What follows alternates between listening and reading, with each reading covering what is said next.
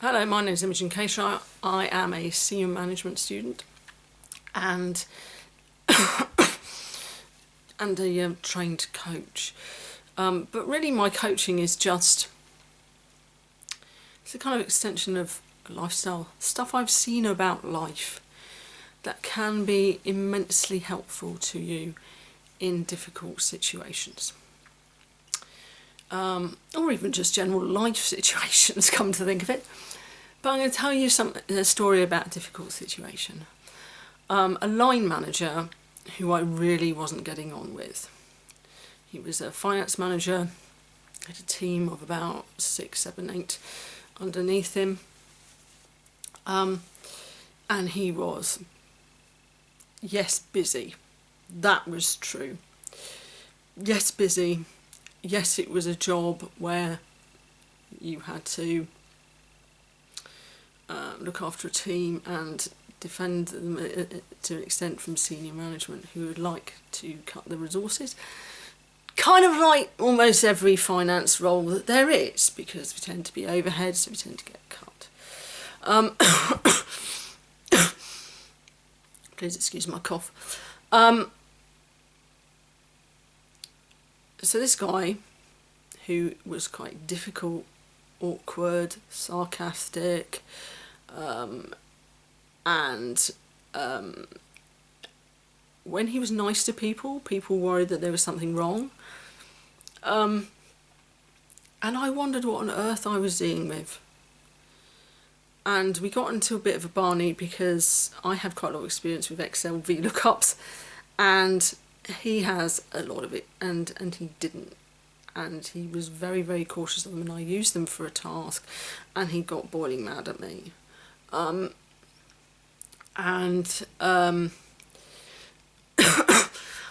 this sort of died down, but then he would bring it up whenever I did anything else he thought was awkward or difficult. And one occasion he was having a go at me, and I just realised, because one of the things I understand is that people get into low moods and then you don't want to fight them at that point, because you're just talking to their most miserable and insecure self at the time, so you just keep quiet. So I just kept quiet. And later on we got involved in yet another thing, probably provoked by me. I think I started it because I just felt so unfulfilled in the post. There's so much I knew could be done, but the line manager would never get round to doing it.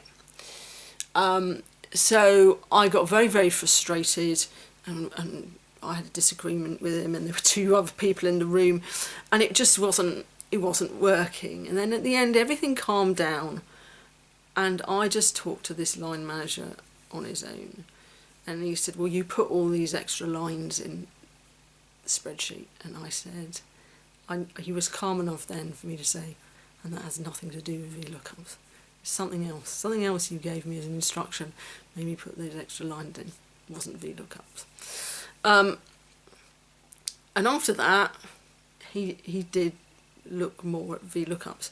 I'll get back to that later. I think the biggest thing for me was we went out for a social evening, and I noticed that not only was the team there, but anyone who was from that team who had moved out into another area of the business was there as well. And in addition to that, there was somebody who'd been retired like 1 or 2 years who came back specially to be there. And you realise, just in the way he related to his staff then, in particular, that he really loved his staff. And there were other things that I began to see about him, like, I've been a temp in loads of places quite often. You collect £1 from all the staff when there is a birthday coming up, and you buy them something pretty naff, frankly, because you've got like a £5 or a tenner to do it in. He was all for, let's collect a £5 and let's give them something really decent. So we got, hanging baskets, and I got some aromatherapy when it was my birthday. And there was just this air of real regard for people.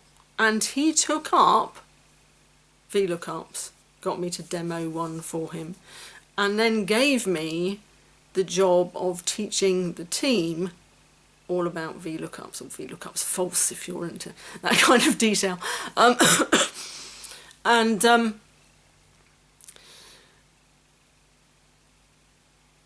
That really was the first person I had really seen what so many of my colleagues in this kind of understanding, because sometimes called the inside out understanding, what people see is that